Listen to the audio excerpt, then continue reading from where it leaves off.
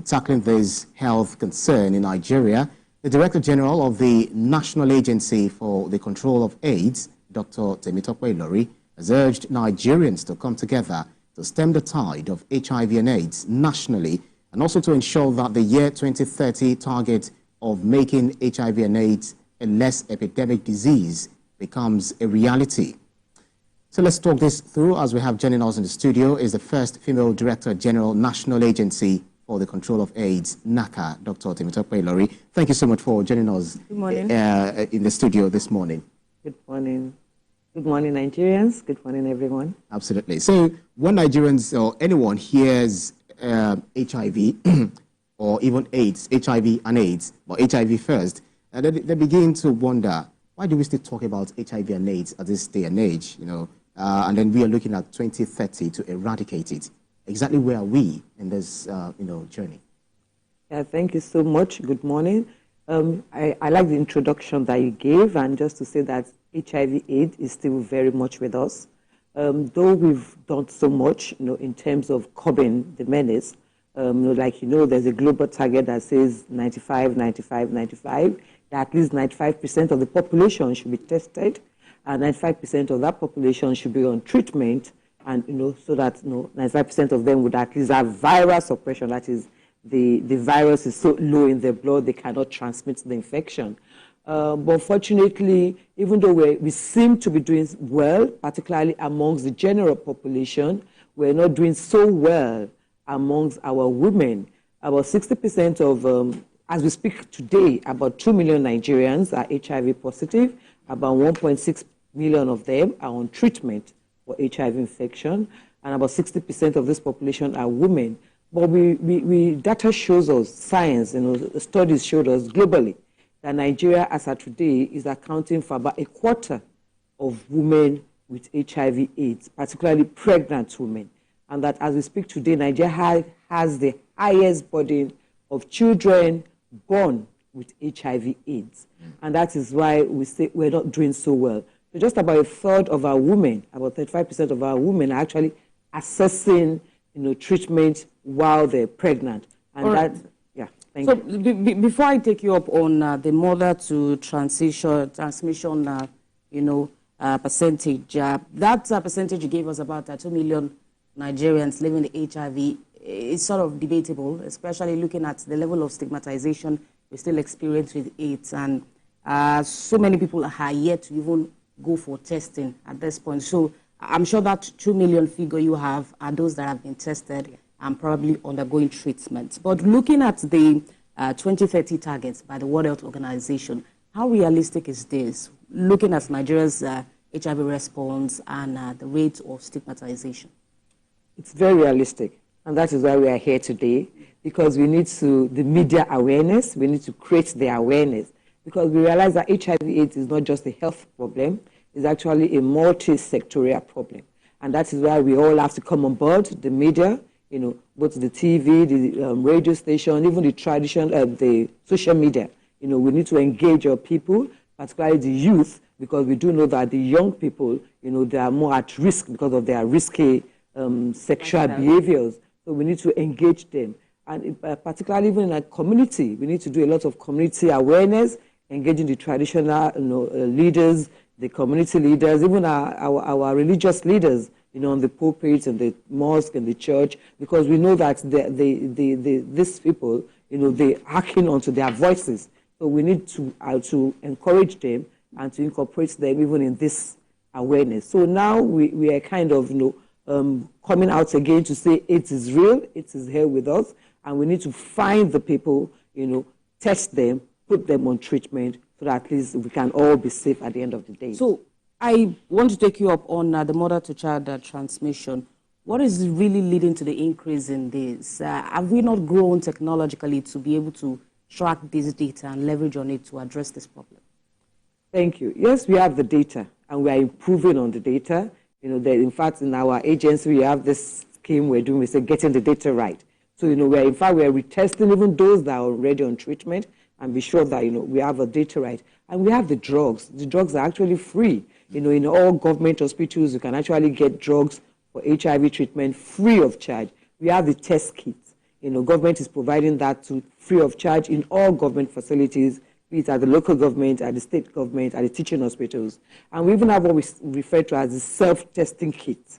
Though that is not, for now, you have to buy it. It costs not so much, but you get it in big pharmacy, where you can actually sit in your bedroom or sit in your bathroom and do your own testing. So we have all this available. But like I said, we realize that some people are not accessing this. For instance, let me take, for instance, pregnant women. Some people do not deliver in hospitals. They rather deliver in mission homes or with the traditional birth attendants or even in their homes. So part of our campaign, part of our strategy, like I said, is to go to these traditional birth attendants, educate them, give them test kits, that when these women come, they should test them for HIV, and if found to be positive, they should refer them to health centers.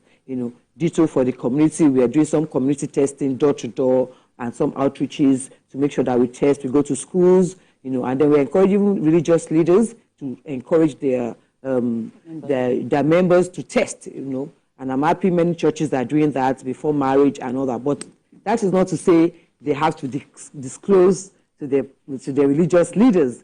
But, as a couple, you should know your status and you should be able to disclose amongst yourselves. Yeah, I'll tell you a very brief experience of mine. About 5 years ago in Ibadan, I went for a testing for the HIV, and then immediately after the testing, I was given a pack of condom, and I crossed to the other side. I was not thinking, why did they have to give me a pack of condom? Does that mean, or did that mean I was positive? Then I crossed back, tried to check what the lady wrote down, and I saw negative.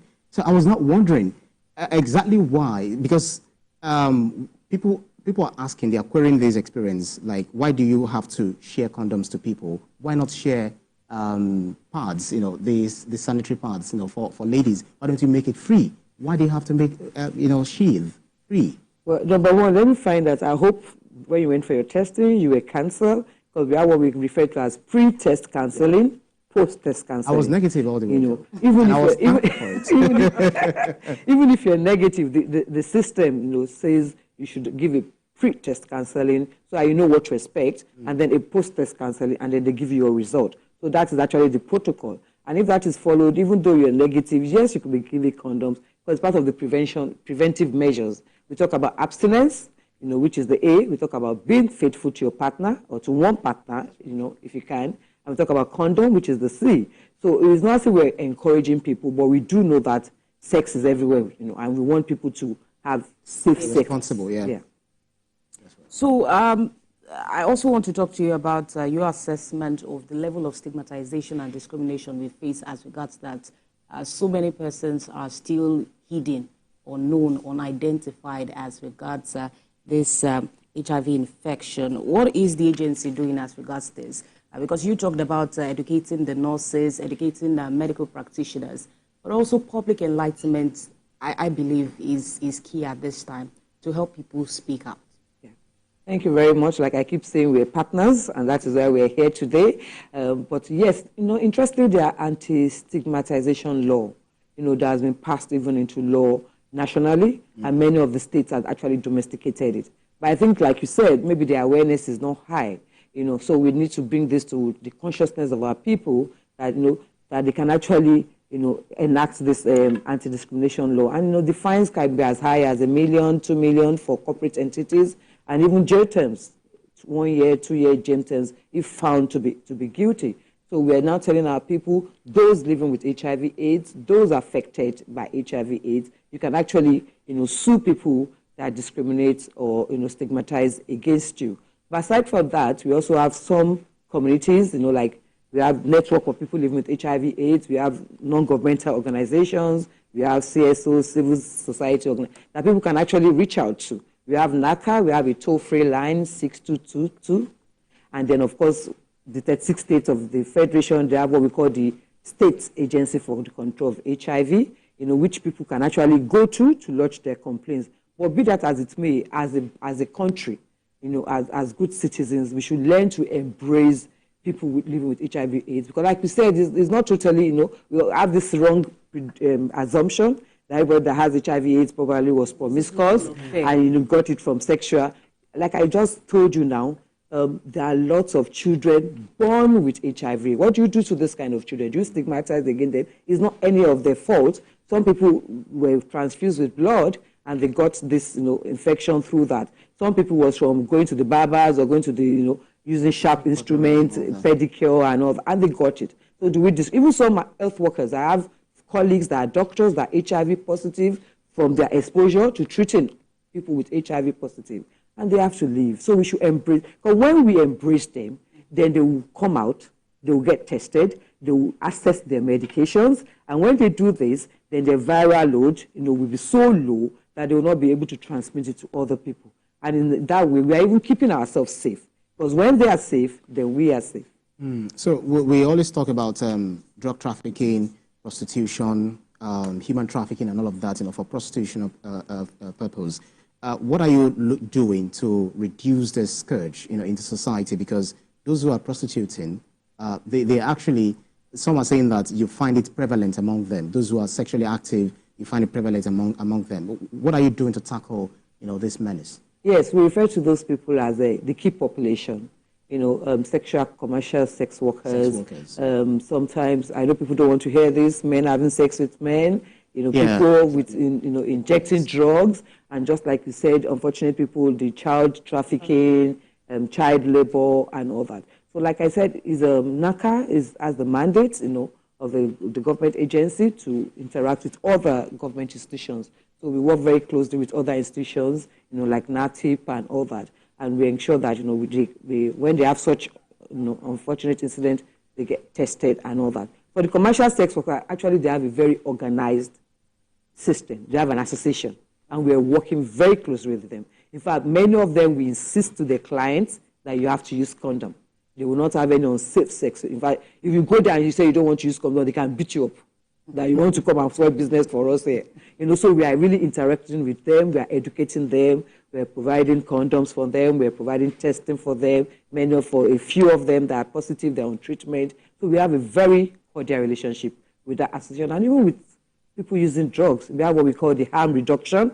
They can actually, we have some centers that are not labeled, they are not known. When you say drugs, you mean illicit drugs? Illicit drugs, like people injecting themselves with marijuana, with cocaine and all that. We're not encouraging it, but when we do have them, we try to help them to go off it. So sometimes we have some centers that they can actually come to for counseling, for testing, and then, we supply them with injection, with needle and syringes that are new, so that they don't have to reuse these needle and syringe while we're trying to wean them off. We're not encouraging it, but we're trying to make them stay safe while they're still there. With some other yes, we do. We do. All right. I know you've spoken about this before, but talking about these anti-stigmatization laws, I believe this may be the bane for some companies, some private entities, pre-employment medical screening because of some sort of discrimination. They do not want to have an HIV patient or probably something of sort. What is the way forward? What do you suggest as regards these laws? Because whether we like it or not, discrimination is going on. If we can have complaints that have to see your medical record before they employ you, then you should know that something is there. Yeah, it's totally wrong for any employer to insist on seeing anybody's medical record. Yes, you can go for pre-employment testing, even for other diseases, not only HIV. And then, a medical doctor will give a medical report as needed to the right, authorities. But it's not, HIV, like we keep saying, is not any reason to deny anybody any job, because, yes, it's transmissible, but it's not as if it's transmitted through air or by contact or by, so why can't I be a broadcaster if I'm HIV positive? I'm not doing any harm to any fellow colleagues, So it's something we have to stop, so that people can actually, open up more. Help us understand the concept of HIV itself, because, say, HIV does not actually graduate to AIDS. What exactly is the way it works? Does HIV actually kill people, or is it AIDS that kill people, or is it the combination of that? What is the process like, and what should we know? Yeah, thank you. Like you rightly said, HIV, the human immunodeficiency virus. It's a virus that attacks the blood cells, and then you can contact it through sex majorly, but through blood transfusion, through sharing of sharp instruments, and those are the major routes. Kissing, not likely, except both partners have sores and but those are the major common routes. And of course, vertical transmission from mother to children. People can contract this illness and this disease and actually not know for a long time, because sometimes it has what we call a latent period. Sometimes it could be for a few months, or sometimes it could be as long as a year or even 2 years, that there won't be any symptoms, there won't be, you won't even know you have the disease, and that is the latent period. But sometimes when people are not tested and they don't know their status and they're not on treatment, but they have the virus in their body, then they start deteriorating. And that is when it now leads to what we call AIDS, which is acquired. Sorry to pause, in that latent period, even if you're tested, you may not be the... No, you pick it. You are not symptomatic. You don't have the symptoms, but it will be picked. And that is why we're emphasizing testing. Because if you're tested during the later period, the virus will be picked. It will be detected in your blood. But just that you're not showing any symptoms. Just like people can have high blood pressure, and they are going about with BP that is so high, and they don't even know. But if you do the blood pressure, then you pick it up. So if you test during the HIV during that latent period, you pick it up. But people don't know, and that is why we're emphasizing testing, and testing. So you know your status, and when you know your status, you can access it. So if it's not detectable, or if it's not detected early, then it can lead to what we call acquired immune deficiency syndrome, which is AIDS, and that is when the blood, the body system is so down, it's so very, the immunity is so low that people are so ill and they have so many infections, and it's quite life-threatening. It actually opens one to different infections. Yes, because your immunity is so low, you can't fight any infections. Your body will say, another one will come on top. So when you have such a low immunity, you are prone to almost, and it's almost like a multi-organ failure. And at that stage, it may be very difficult to save lives. And that is why we are saying that prevention is better than cure. Absolutely. I understand that we also have different strains of the infection. Does this make a particular group with this infection more prone to infections more than the other? Yeah, we have different strains, but I think those are the science. The most important thing, for the general public, so we don't confuse people, is to say, know your status. We have our test kits can pick all the strains. So whichever one it is, and whichever one has to be treated anyway, So know your status. Please go to the nearest government hospitals. They will do a confirmatory test. It's not as if you do the test and then they'll put you on drugs immediately. You do the testing in the community or wherever, they'll go ahead again and do some very technical confirmatory tests, because treatment is free, but it's very expensive even for government. So we don't just put people on drugs. And then we start the counseling. We counsel you for adherence, for compliance, for support. We even do empowerment, because we know you can't just be taking the drugs. You have to be well empowered. So sometimes for those that are positive, particularly the youth and the children and the mothers, sometimes we empower them on skills, job skills. You give them what to do, life skills. Their mind is engaged in something rather than being depressed. And all that. So looking ahead, what are the key priorities and strategies that Nigeria should focus on to stay on track towards achieving the 2030 target of ending HIV and AIDS, and specifically what your office is doing in this regard? Yes, I think the key strategy, like we said, because now the data is shouting at us, the data before us now is saying Nigeria has the global highest burden of pregnant women living with HIV/AIDS. We have the highest burden of pediatric HIV children aged 0 to 14. In 2022, we had an estimate, a national estimate, and it put them like about 170,000 of children 0 to 14 years living with HIV/AIDS. About 26,000 of them were actually new infection of that year, and about 16,000 of them actually died from AIDS-related illnesses. So to me, that is our priority now. We want to reverse that trend. We want to stop, women transmitting the infection to their children. We don't want any child born with HIV/AIDS, and that is the strategy we're going to adopt. Is not only the health strategy, but also the non-health strategy that includes going to the community, talking to religious leaders, talking to traditional leaders, using what we call peer-to-peer, amongst the youth, among the women. We have some women that we use as mentor mothers, so that they know themselves, they can talk to themselves. We go to antenatal care, clinic and all that. We just want to find them, we want to test them, we want to put them on treatment, we want to reverse the trend. Absolutely, reversing the trend and then making it, making Nigeria a better place for everyone to have a good health and experiences all over the nation. Thank you very kindly. First female Director General, National Agency for the Control of AIDS, NACA, Dr. Temitope Ilori. Thank you so much for having me and for allaying so many people's fears regarding HIV and AIDS. Thank you.